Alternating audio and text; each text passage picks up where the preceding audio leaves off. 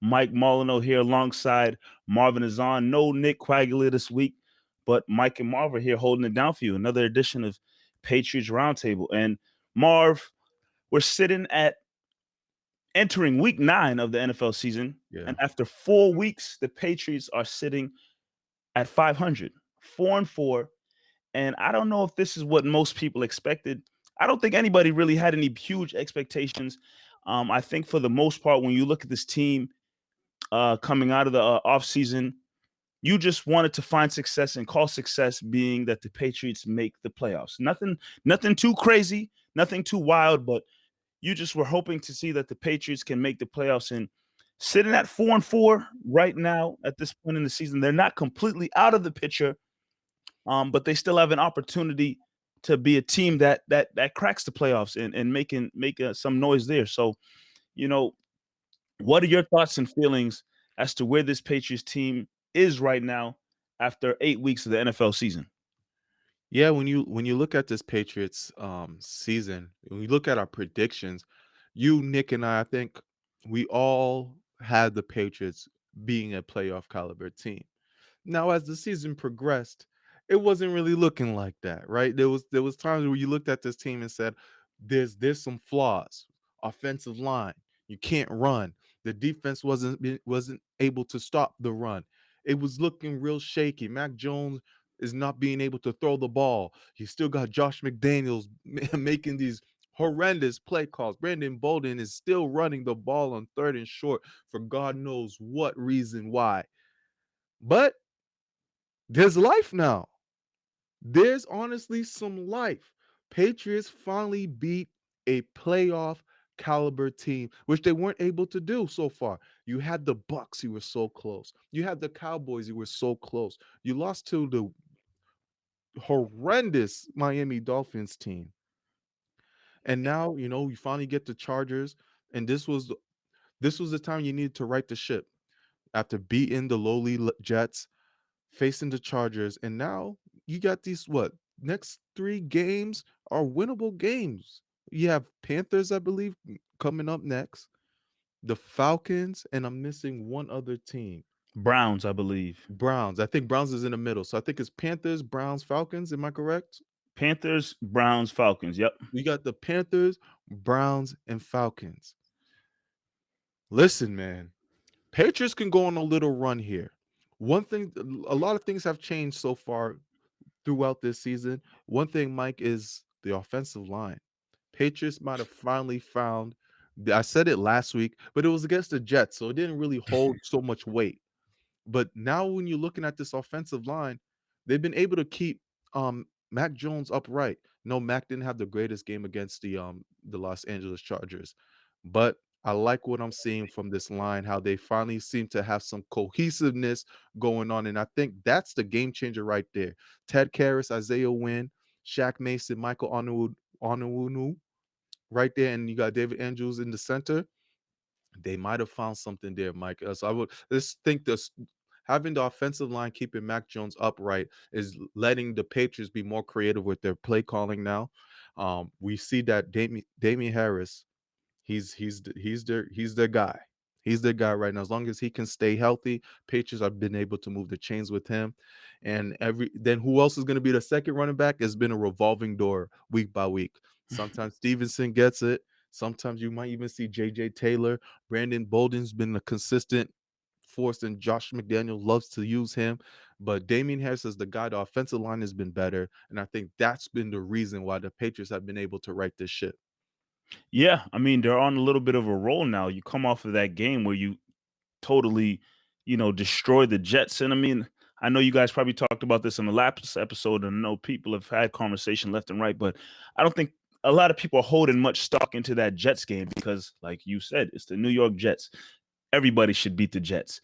But not to really go back too much on this Chargers game, but I think, in my opinion, coming off the Jets game, you couldn't ask for a greater day from your offense. They looked great.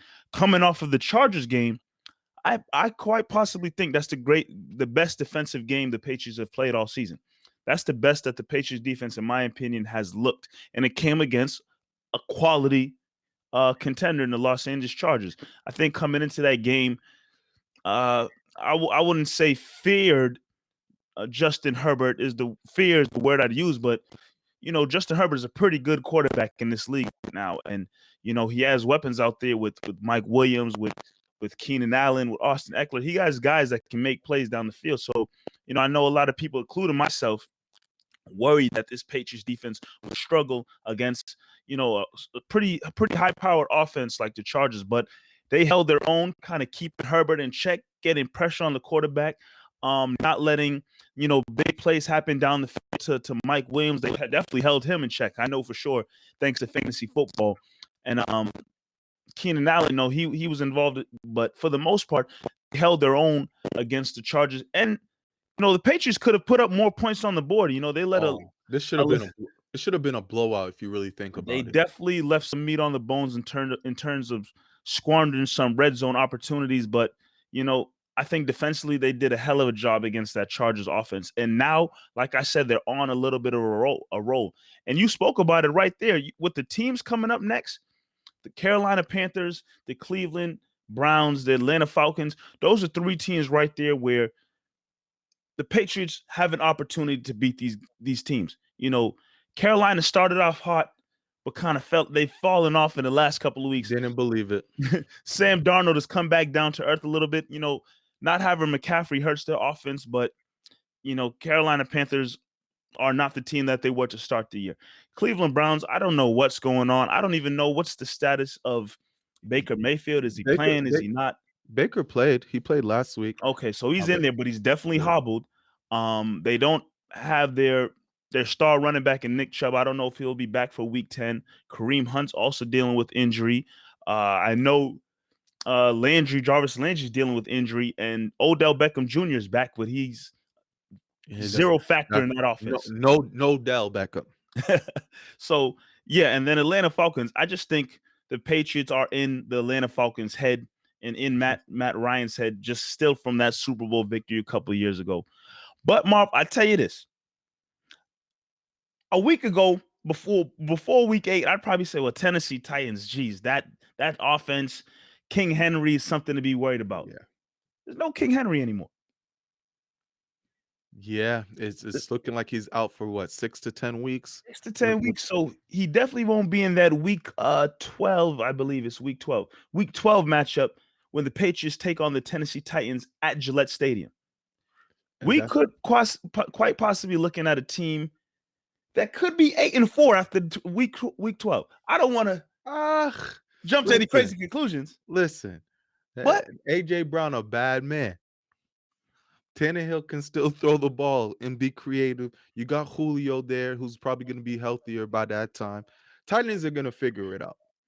I mean, Patriots will have a chance. We saw what they did against the Chargers. We've seen what they've done against playoff caliber teams. They've either been close or they've given their best. So Tennessee is not going to be able to roll over the Patriots. Also, losing Derrick Henry hurts. And I know we're looking ahead, like we're skipping 3 teams by talking about this, but it makes Derrick Henry being hurt makes things interesting for the AFC. And so because Titans were looking really good. Kansas City not being Kansas City has really made AFC very interesting. At times you're thinking it's the Ravens. Then you see the Ravens get beat by the Bengals bad. Then you're looking at the Bengals team, you're like, oh, Bengals look pretty damn good. Then they go and lose to Mike White in the Jets. Who? And so like the AFC wide open. Other than the Bills, who look like the constant team, Bills are probably the only team in the AFC where I don't see a part in special teams, offense, and defense where they have a weakness. Yeah, they're a real solid team in the AFC. There's not many of that in the AFC. NFC, there's a couple teams I can look at and be like, okay, they're fully united. You got the Buccaneers. I don't see weakness in offense, defense, special teams. I mean, defense is not the greatest, but they're solid there for Buccaneers. Who else? Green Bay, solid on all 3 fronts. Who else am I missing? Cardinals, solid on all 3 fronts. I feel like I'm missing one more. Rams. Los Angeles just got some firepower.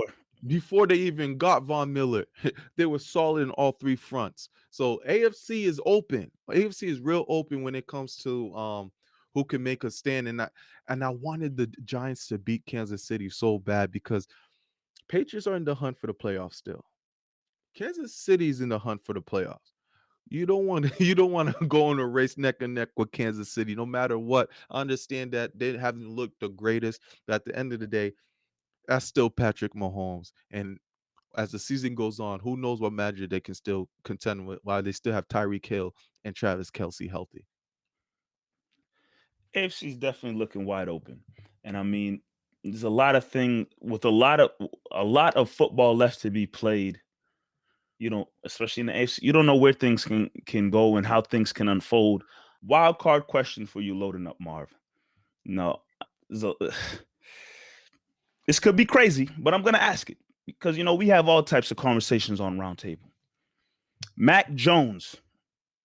First, let me ask you this: Is he's the best out of the rookie quarterbacks starting?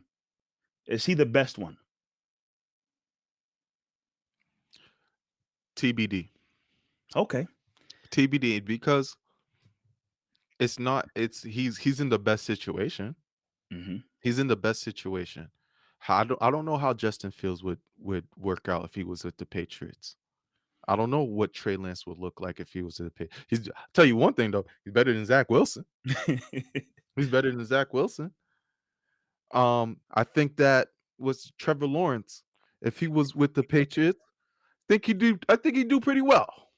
I think if Mac Jones was with the Jaguars, I don't know how well he'd be doing. So TBD. I like Mac Jones. I think all the talks was he was NFL ready, and he proved it. He proved he was NFL ready. Patriots were comfortable enough of letting go Cam Newton and giving him the reins.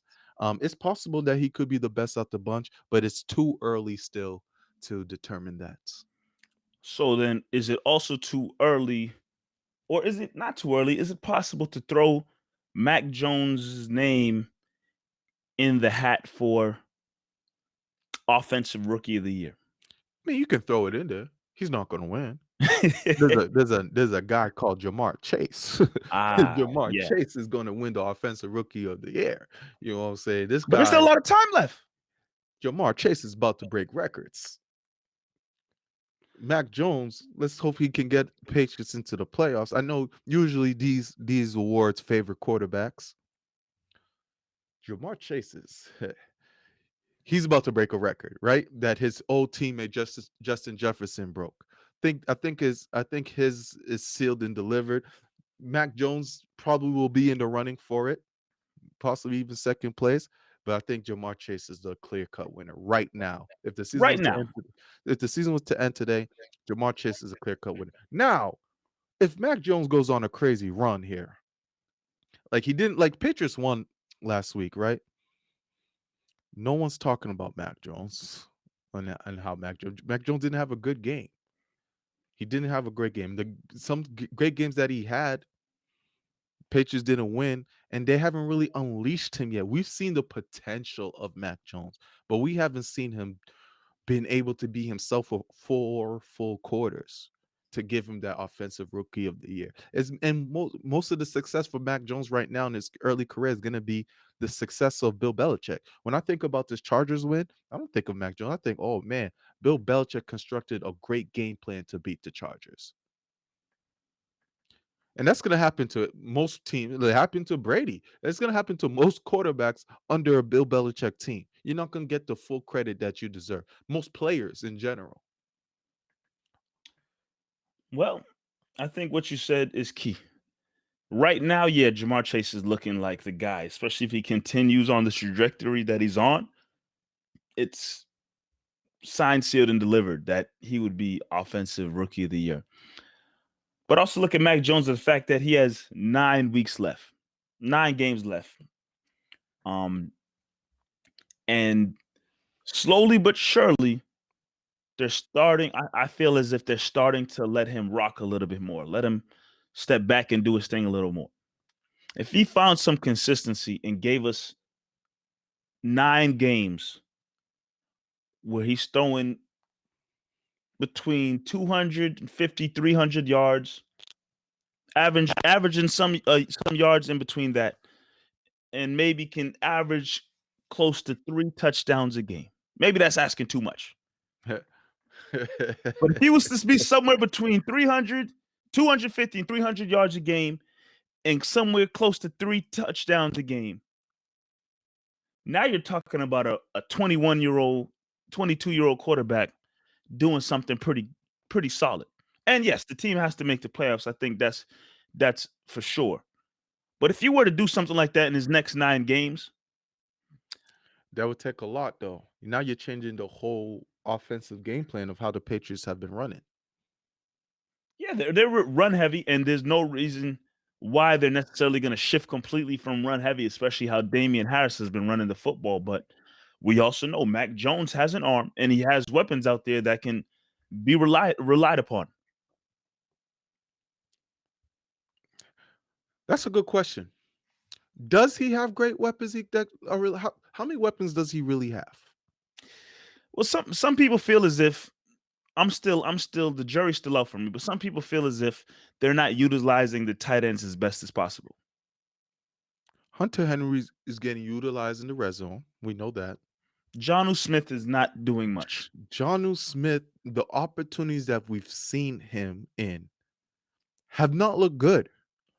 They haven't looked good. And whether you can talk about utilization, how they're using him, or he's just dropping passes.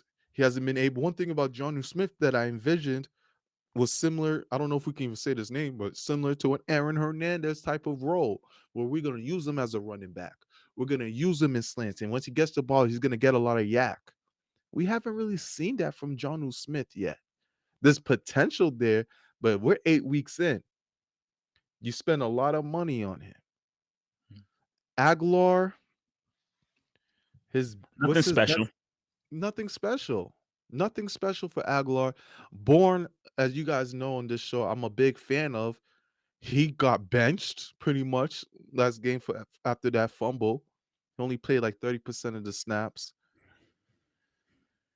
Jacoby Myers is Mac Jones's guy. But Yes. Jacoby Myers, as we know, he's a nice wide receiver. He's very limited. Yeah. He reliable hands. Reliable hands. You could use him in the third down, but you don't get nothing spectacular from Jacoby. Yeah, his spectacular rating on Madden would be pretty low. Solid wide receiver, and he makes the big catches, but I don't know. Hopefully he gets a touchdown soon, so that that narrative could go away. Yeah, but there was a few sightings of N'Keal Harry that last game too. There was. I don't know if that we should be reading much into that, but they was on the field. They had some passes go to him.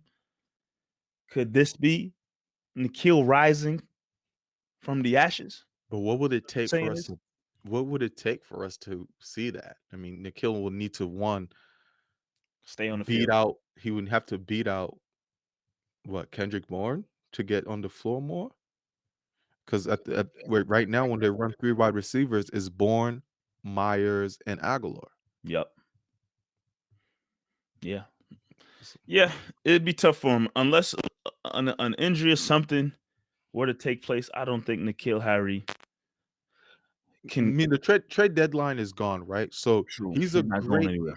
He's a great security blanket right now. If there is an injury, that you have a N'Keal Harry who could potentially make a big play for you in a big spot of the game. Like it's not the worst thing in the world to have N'Keal, as long as he's healthy. And this isn't Cam Newton. You know, for the most part, Mac Jones can get him the ball. Right.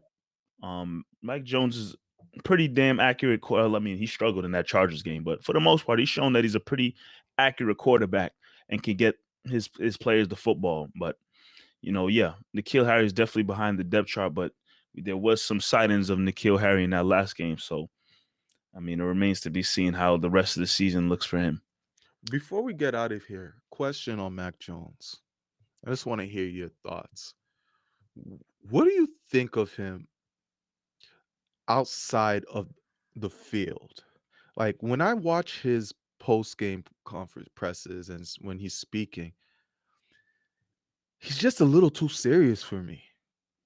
Like I don't see any like, and I know the players obviously rally around him and they really like him, but I get this vibe off of him like, damn man, relax. Like put your shoulders down, just talk, speak. He feels very uptight and sad, and maybe he's just this rookie and he'll grow out of it. Tatum was Yeah. kind of the same way when he was just a rookie. He would never look into the camera and he would be very soft spoken. But there's something about Mac. I don't know what it is. Yeah, I see that. And I think exactly what you said there. I chalk it up to him right now just being he's a kid. He's 21, 22 years old.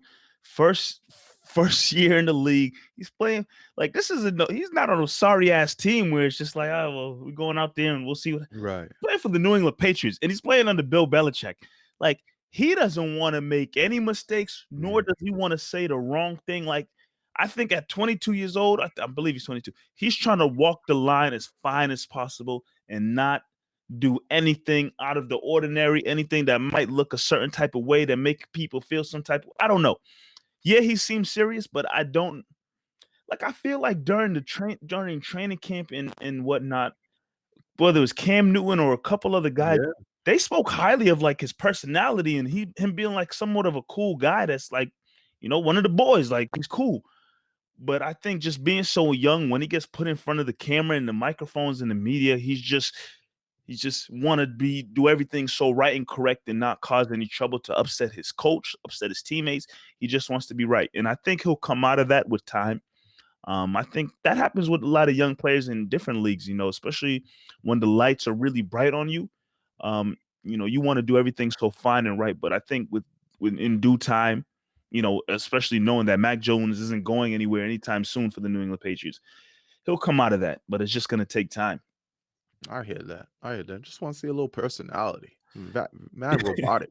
Yeah, he's robotic. I mean, but he's playing pretty good. So Yeah. if that's what it is right now and he's going to be like that, then it is what it is. But I also at the same time believe he'll come out of that with due time. Will it be this year? Maybe not. Will it be next year? I don't know. But assuming Mac Jones is going to be here for the foreseeable future, he'll come out of that.